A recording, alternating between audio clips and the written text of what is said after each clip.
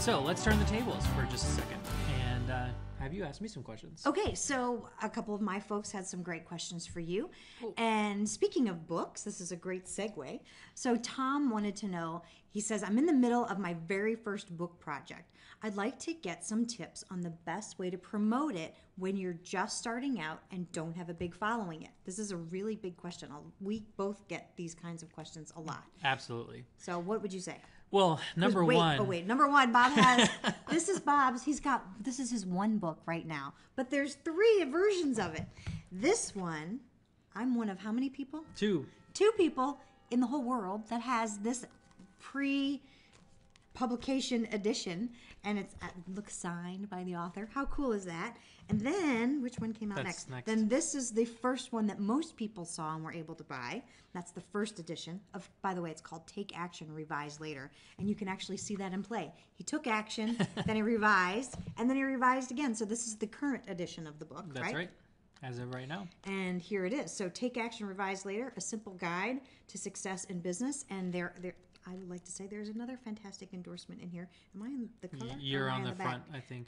I'm somewhere on here. No, I mean, in the front. I'm inside. You're in, like the first. Yes, oh, there I am, right there. Yay. Yep. So Number one endorsement. All right, so we both have authored books. We both have sold books and made some money that way. So how do you promote, even if you don't have a big following? Here's the key to your question, Tom. You're in the middle of your book project, right? That's good. So the first thing is you got to finish your book. But before you finish your book, you can start marketing it right now. So here's an example. So this is version 0.5, right? This is not for release. As a matter of fact, if you open it up, here's the praise for Take Action, Revise Later. It says testimonial giver, testimonial giver. So basically these were placeholders. And the reason that I produced a book like this was for 2 reasons. Number one, I wanted it in my hand, even though it wasn't going to be sold in this edition or this version, but I wanted it in my hand so the book project became very real to me. See, this book was sitting on my hard drive for a year before I actually completed it. With the help of a book coach named Kristen Eckstein, who also worked with you, who's awesome. She helped me get it to the finishing point. But I went to one of those print-on-demand sites that lets you upload your PDF file and print it and send it to myself. So I encourage you to get that done. Whatever version of your book, even if it's halfway done, upload it. It just costs a couple bucks for you to get it mailed to you. They have these really lame covers that you can use as a template for now, but just holding it in your hand, not as a set of printed pages from your printer, but a real document in this kind of binding sent to you, to your mailbox, to your house. You open it up, you're like, holy cats, I'm an author. And then you're like, holy crap, this looks like crap. I need to get this to look better, right? Yes. So that's the first thing, though, is get it in your hand so it's real and you want to finish it faster. Okay, wait, I have to say something. Yes. So when I got this, because you see this cover, and I thought to myself, I don't know how to break it to him. Like, I hate this cover. So that's funny. It was bad. So yeah. So anyway, so that's what happened. All right. So once you get it and you have it in your hand, you go, wow, look it. And I have a book and it's horrible, so now I have to fix it. Yep. Now what? So here's the thing, though. If you have a couple of copies of this, give them to people who trust you, who love you, who aren't going to take offense that you sent them a copy that's in such a disarray. Because what you want them to be able to do is read the meat of your book, okay? Obviously, you send a little note that says, this is still under editing, there's still more to be added, but I would love your endorsement.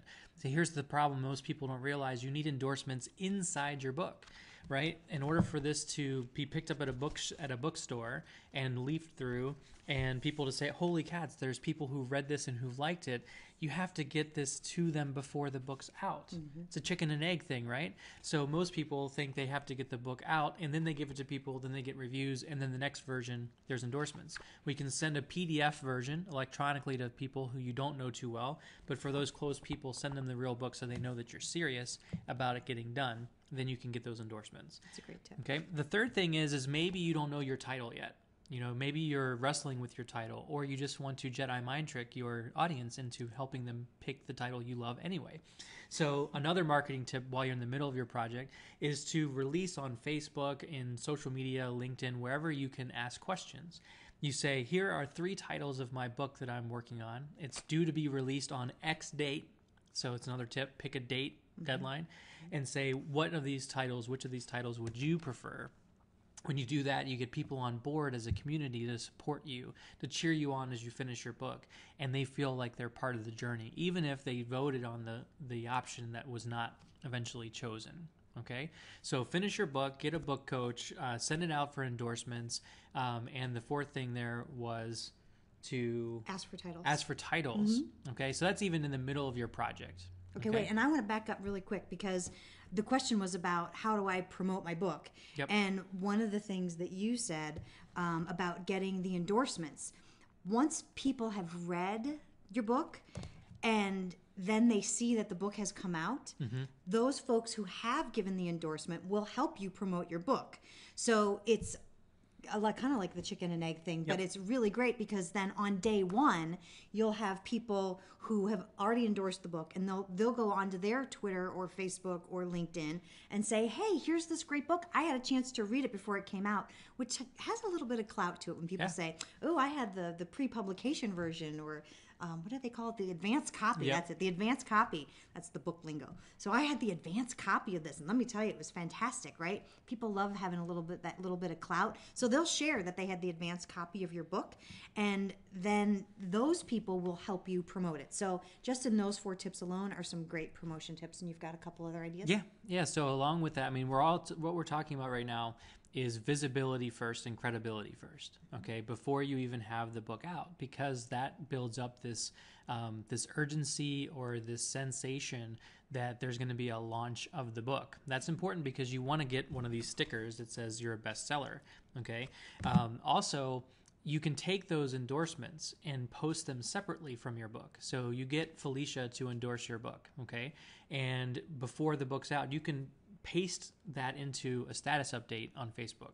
Okay, you can say, "Hey, Felicia's reviewed my book. Here's what she said." You can tag her in the book, and or tag her in the post rather, so it shows up on her wall, shows up on your wall, and it makes people understand that this is something that is worthy of picking up. Okay. The last tip I'll give to you for promoting your book as it's getting launched is to take those same people who've endorsed you in the book and email them as you've loaded your book up onto Amazon.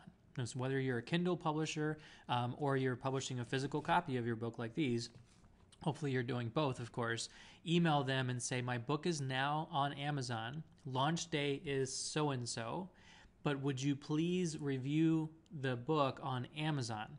By the way, here's the review you wrote for me before. All you have to do is copy and paste it. What will happen is they can go into Amazon, they can post their review, and as the book launch day comes up, you'll already have 10, 15, hopefully 20 or more reviews on your book page on Amazon, and it'll already say 4 or 5 stars by 10, 15 reviews, and that propels the momentum that you need to sell your book.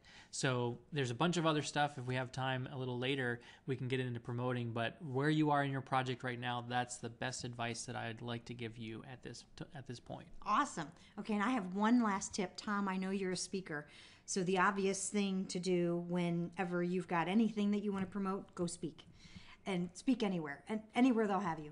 Speak at Rotary events, speak at online if you can find people that would be interested in interviewing you for their podcasts or Blog Talk radio shows. Just go to blogtalkradio.com and search for shows that might be interested in having you come on as a speaker, because they love to have authors. Folks love to say, look, I'm someone with a book. I actually have it in my hand. Because interviewers love to say, and he literally wrote the book on the topic, so which is cool. It's fun, and that's awesome because that gets you more promotion. So you don't have to know any of these people. Just reach out and say, hey, I'm the author of this book. It looks like this audience that you have is interested in this topic, and would you like to do an interview? Super simple, super easy. You'll get some no's and you'll get some yeses. So speak about your book. Definitely go out there and talk to folks about it. So that's kind of my obvious and easy answer. Awesome.